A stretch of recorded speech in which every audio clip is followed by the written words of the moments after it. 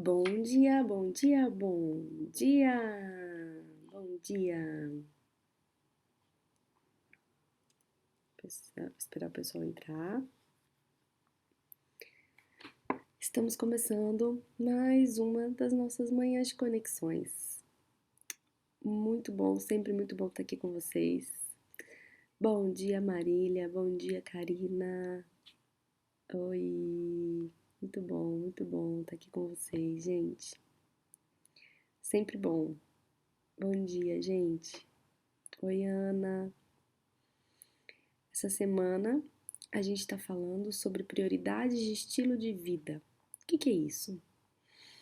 Ela tem a ver com o tipo de perfil comportamental, personalidade de cada um, mas ela tem mais a ver com o jeito enquanto criança a gente encontrou, o jeito que a gente encontrou enquanto criança para se sentir aceita e importante no meio em que a gente vivia. Isso definiu a nossa personalidade. Claro, né? Se a gente for estudar mais a fundo, tem a ver com os traços e características de cada perfil, mas a disciplina positiva traz aqui como a percepção da criança no meio em que ela vive, o que ela adquiriu enquanto personalidade a fim de se sentir aceita e importante no meio em que ela vivia, certo? E isso tornou a gente pai e mãe hoje. Adultos hoje, para quem ainda não é pai e mãe, segue aqui, tá? Isso vai interferir relativamente na forma como eu vou lidar com os problemas, com as pessoas, meu relacionamento, meus objetivos, minhas metas. E como eu vou me comunicar a partir de então, certo? E a gente tá falando disso desde semana passada, o quanto os nossos vícios emocionais influenciam nas nossas tomadas de decisões, quanto os nossos traumas e fraturas emocionais adquiridos na nossa infância nos influenciam hoje, quanto adulto, a tomar as nossas decisões também. E o quanto a falta de consciência nos faz continuar agindo muitas vezes na necessidade de adquirir aquele vício emocional.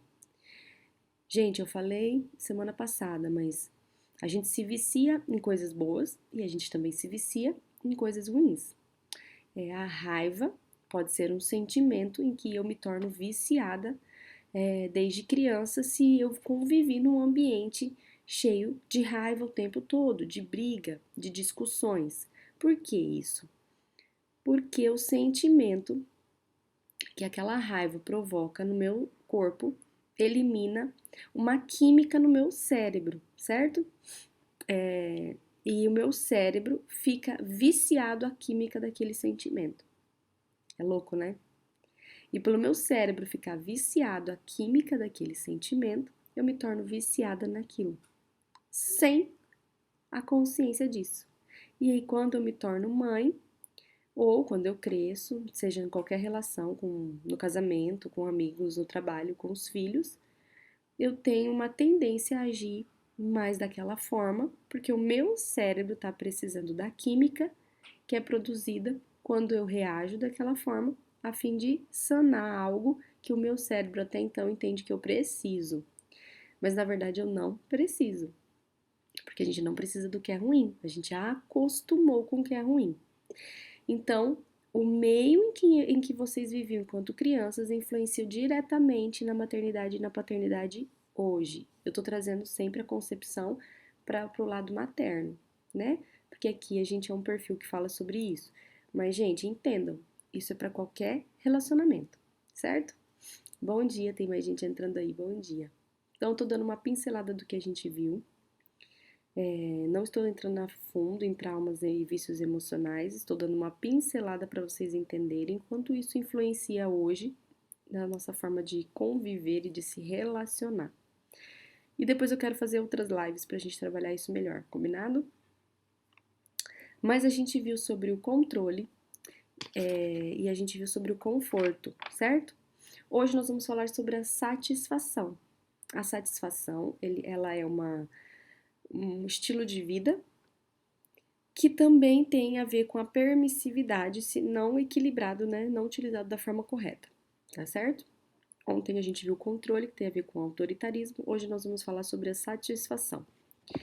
Então vamos lá, para os pais que têm uma tendência à permissividade, vamos entender isso melhor, certo?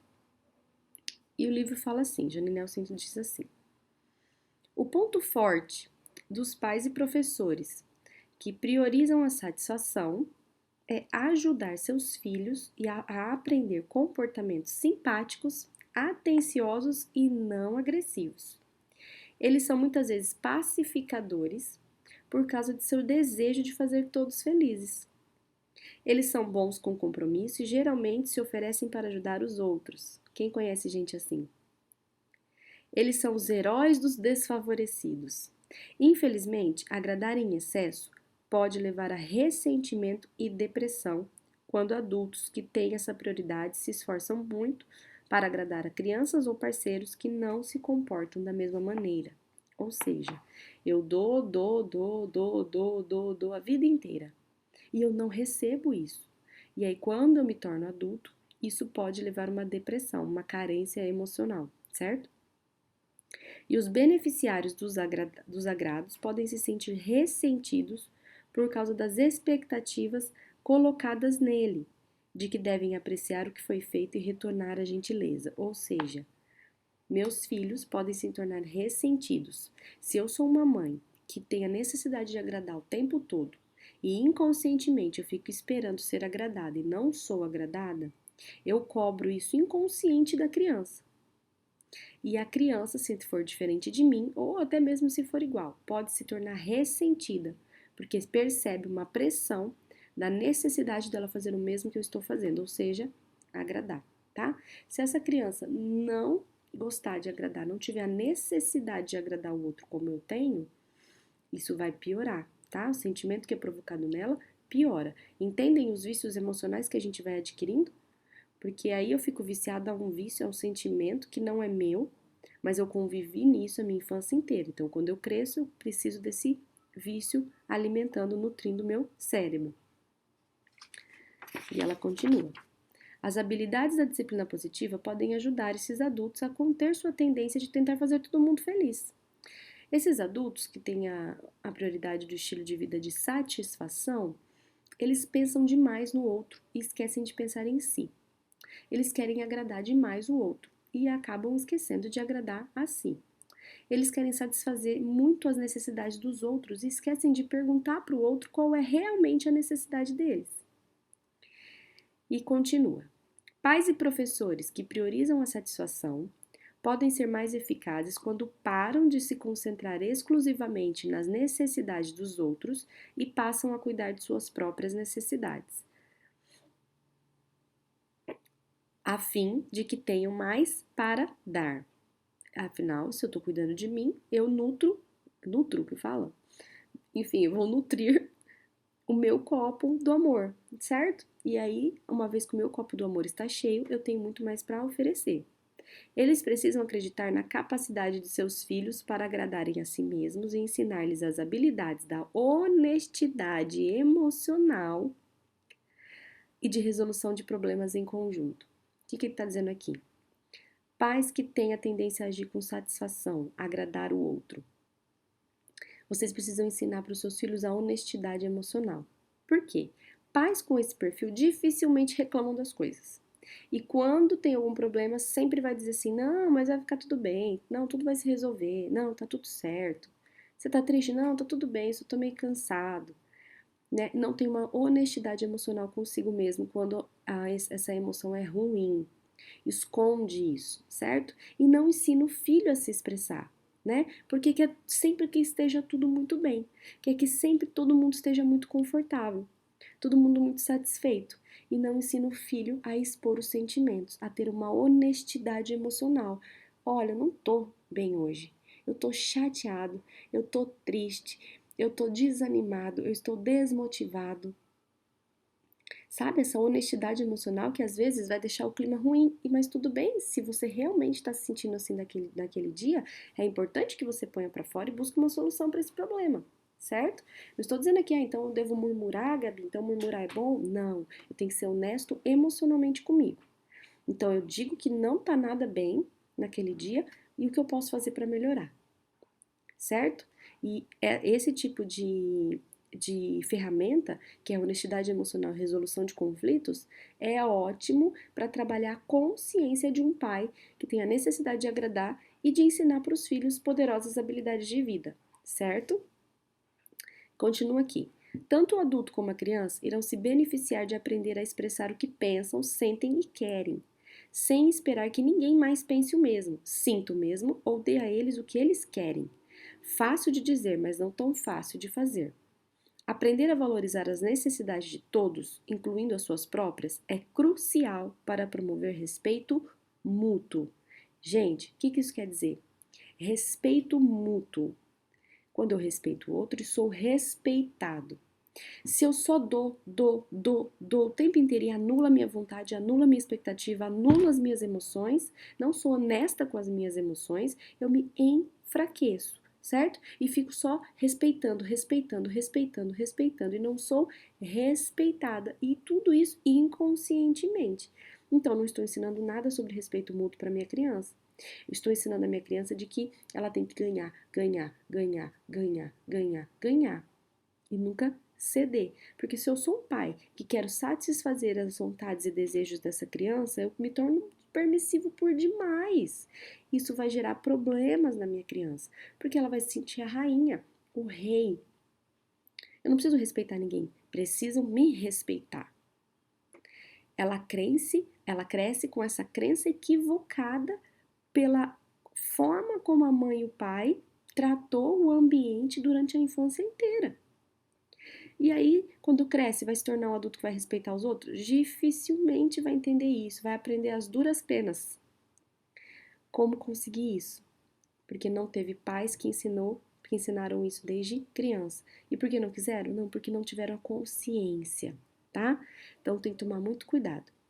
Aí ela traz um exemplo aqui do Sr. Smith. E ela fala assim: também era importante para o Sr. Smith que seus filhos gostassem dele e o aprovassem como pai.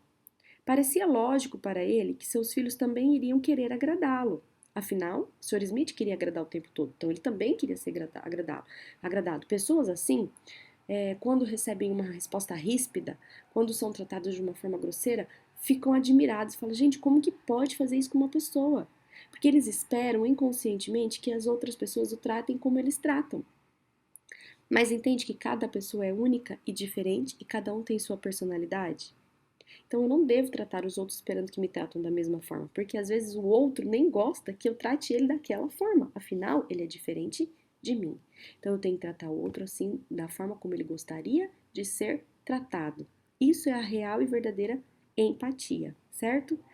E ele continua aqui. Ele não conseguia entender quando seus filhos se queixavam de que ele não se importavam com seus sentimentos. Era um ciclo vicioso. Ele tinha certeza de que eles não se preocupavam com seus sentimentos, mesmo depois de tudo que ele havia feito por eles. Por quê?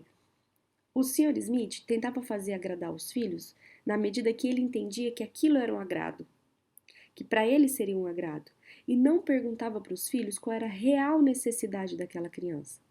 Então vamos supor, a criança está esgoelando, chorando porque ela quer assistir televisão. E aí dá um ataque de birra ali na hora de desligar a TV. Um pai que tem uma tendência a agir assim, ela vai deixar mais 5 minutos. Você tá entendendo? Mas será que a criança precisava mesmo? Será que era aquela real necessidade da criança mesmo? Ou ela estava escondendo uma carência por trás disso, daquele comportamento, a fim de chamar a atenção desse pai? E esse pai, por querer satisfazer as necessidades, permite mais 5 minutos de TV. E acha que está satisfazendo a vontade da criança. Mas o que a criança queria era chamar a atenção dele. Entende que a criança não recebe o que precisa, que era atenção, porque ele deixa a criança mais na TV, e ele não recebe o que ele queria, que é o quê? O amor, entregar o amor real para o filho, porque o filho não se sente amado, não se sente reconhecido, não se sente valorizado, e ele também não. Porque, pô, eu tô sendo gentil, tô deixando você assistir mais TV e não tá bom, nada do que eu faço tá bom. Não tá. Por quê? O pai tá tentando satisfazer a própria necessidade inconscientemente, e o filho, que não sabe se expressar, porque ainda é uma criança, não tem as suas necessidades atendidas. E parece um ciclo familiar de harmonia, mas acaba só tendo discussão, briga e birras. Por quê? Porque necessidades não estão sendo atendidas. Tá fazendo sentido, gente? E ele continua. O Sr. Smith não tinha certeza se deveria ou não acreditar nas informações sobre as prioridades de estilo de vida aqui desse livro. Mas quando começou a usar as reuniões de família com seus filhos para envolvê-los nas resoluções de problemas, ele não pôde deixar de notar a mudança de atmosfera em sua família. Por quê? Porque o Sr. Smith deu a oportunidade dos filhos falarem, se expressarem, dizerem o que estão sentindo. E uma vez que os filhos disseram, falaram, o Sr. Smith entendeu a real necessidade da família e percebeu que muitas coisas que ele fazia para agradar não agradava. Então ele precisaria mudar. O que é bom, às vezes ele estava se esforçando demais para dar algo que não era importante para os filhos. E isso traz um equilíbrio dentro de casa, certo? E ele continua aqui. Ele descobriu que era importante levar suas próprias necessidades em consideração, assim como as necessidades da situação. Aprendeu a responder às exigências dos filhos na hora de dormir, dizendo de forma gentil e firme: é hora de dormir agora. Qual é o próximo item do seu quadro de rotinas de hora de dormir? No começo, ele teve que repetir essa frase várias vezes. No entanto, uma vez que seus filhos aprenderam que ele falava sério, desistiram de tentar manipulá-lo. Gente, pais permissivos os filhos acabam manipulando. Porque são arquitetônicos? Porque são estrategistas? Não. Porque a linguagem que eles aprenderam na infância é a manipulação. Se eu choro, eu consigo. Se eu insisto, eu consigo. Se eu faço birra, eu consigo. Então a criança articula isso? Não. A criança fez uma vez, funcionou. Fez 2 vezes, funcionou. Fez 3 vezes, funcionou. Fez 4 vezes, funcionou. Entende que é a comunicação que ela aprende? A gente chama de manipulação, porque a gente tem a consciência que isso é uma manipulação. A criança não tem a consciência que é uma manipulação enquanto ela é pequena, até uns 6, 7 anos. O que ela tem consciência? Que aquilo funciona e é daquela forma que eu conquisto as coisas. E aí eu choro quando eu quero algo. Eu me jogo no chão quando eu quero algo. E um pai que tem uma tendência à satisfação vai ceder. Vai resolver? Não, porque a criança está comunicando uma insatisfação, está comunicando um desejo de um pai que tenha e imponha limites com amor e respeito ao mesmo tempo. E esse pai não está enxergando essa necessidade, porque o que ele quer é trazer uma satisfação no ambiente, mas a forma como ele age não satisfaz nem a ele, nem a família dele. Gente, isso é fantástico, né? Porque quando a gente aprende isso, a gente aprende a flexibilizar. E termina assim. Sr. Smith finalmente percebeu que quando tentava agradar os filhos sem antes descobrir o que lhes agradava realmente, ele na verdade não estava agradando a ninguém. É o que eu acabei de falar.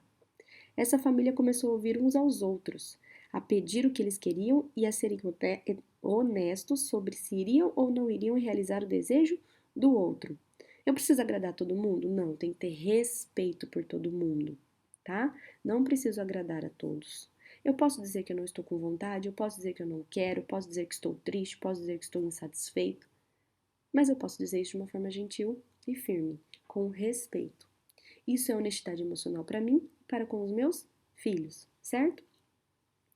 Quando o Sr. Smith aprendeu sobre as prioridades e sobre as habilidades da disciplina positiva, seus filhos começaram a gostar de ser seus filhos.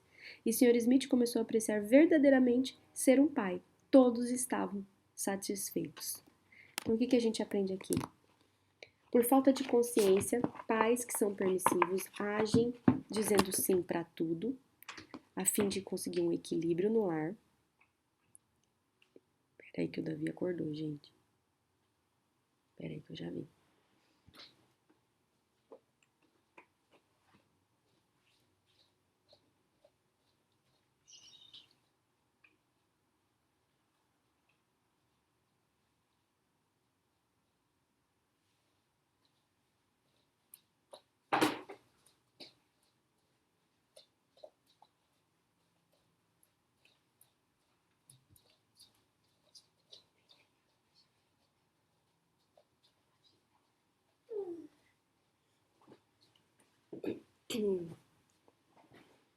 Voltei. Onde eu tava mesmo? Pais permissivos, né? Enfim, não lembro o que eu tava falando. Mas pais permissivos, quando eles agem assim, eles querem conquistar uma harmonia no lar. Mas muitas vezes eles não vão conquistar essa harmonia, porque às vezes a forma como eles enxergam que os filhos precisam dele não é a real necessidade de cada criança. certo? Então, gente, se você é um pai ou mãe permissivo, se você conhece um pai ou uma mãe permissiva, primeira coisa, entendam que os filhos são diferentes, tá? A gente tem filhos diferentes. Alguns parecem mais com a gente, outros vão parecer mais com o pai. Normalmente, não é uma regra, mas normalmente num relacionamento existe um pai mais permissivo e uma mãe mais autoritária, ou uma mãe mais autoritária e um pai mais permissivo. Ou uma mãe mais permissiva e um pai mais autoritário. Normalmente existe um equilíbrio, certo? Onde um é menos e o outro é mais. Com isso, gente, quando eu tenho isso, existem necessidades diferentes de um e de outro, certo? Então, por isso que eu não posso tratar os outros como eu gostaria de ser tratado. Eu tenho que entender a necessidade do outro e dar a ele aquilo que ele precisa. Entende? Se eu entendo o outro e dou a ele o que ele precisa, e ele me entende e dá a mim o que eu preciso, um alimenta o copo do outro. E isso torna um ambiente harmonioso e as necessidades atendidas. E eu cresço uma criança com equilíbrio emocional, com honestidade emocional, com inteligência emocional, aprendendo valiosas habilidades positivas de vida. Não é o máximo? Eu adoro estudar isso, gente. Eu adoro saber disso. Isso muda relacionamento, isso muda relação mãe e filho, pai e filho, relação marido e mulher, tá? Então, se você tem uma tendência a ser um pai permissivo, uma mãe permissiva, a primeira coisa que você precisa fazer, reuniões de família, tá? Sentar para conversar e entender a real necessidade da sua família. Segundo ponto, buscar e focar em resolução de conflitos. Quer banana? Quer banana? Então vem aqui, mamãe já tá acabando. Eu quero banana, gente. Eu acordei. Quer, mamãe? Eu acordei e quero banana. Né, filho? Fala assim, porque esse nenenzinho aqui não tem tendência a ser permissivo. Fala, não tem. Quer tirar tetete? É, já tirou tetete, né? Fala pra eles. O que carro aí? Colocou lá? Fala pra eles. Mas não tem carro aí. Não tem, filho? Tem. Tem? Então tá bom. Então fala assim, gente, agora eu vou comer uma banana. Tem. Não, fala assim, vou comer uma banana. Fala pra eles. Tem. Tem gente vendo você, sabia? Mamãe, que tá do neném o carro. É, gente, traduz pra mim. Isso. Gente, e é isso, tá bom? Espero que tenha sido bom, boa live de hoje. Que vocês tenham aprendido coisas boas e que vocês aí se reconectem com seus filhos. Reuniões de família, resoluções de conflitos, honestidade emocional. Tá certo? Deixa eu ver se tem alguma pergunta aqui que eu não vi. Vamos ver aqui, Davi. E como o pai deve agir nesses casos em que os filhos já estão treinados a serem os reis?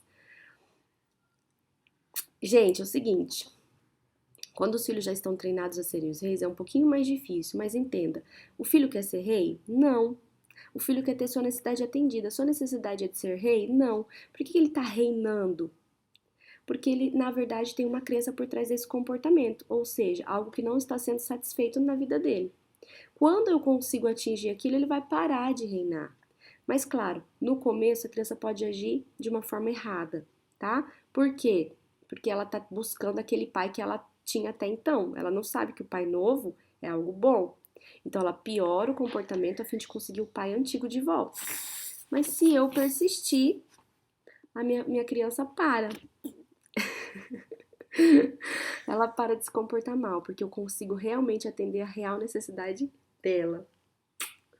Certo? Então tem jeito para resolver, sim. E eu acho que é isso, né? Muitas vezes nós acabamos por inibir os sentimentos dos nossos filhos, não deixando eles se expressarem saudavelmente. Sim, por que isso? Porque estamos tentando satisfazer os nossos desejos e as nossas vontades. E temos que aprender a se comunicar, nos comunicarmos para satisfazer as vontades do outro. E ensinar o outro a satisfazer as nossas da mesma forma. Certo? Dá tchau, então. Tchau, gente! Fala, vou comer banana de café da manhã. Banana. É, amor. Quer beber o água? Então tá bom. Tchau, gente. Um beijo e boa terça. Calma aí, deixa eu ligar aqui.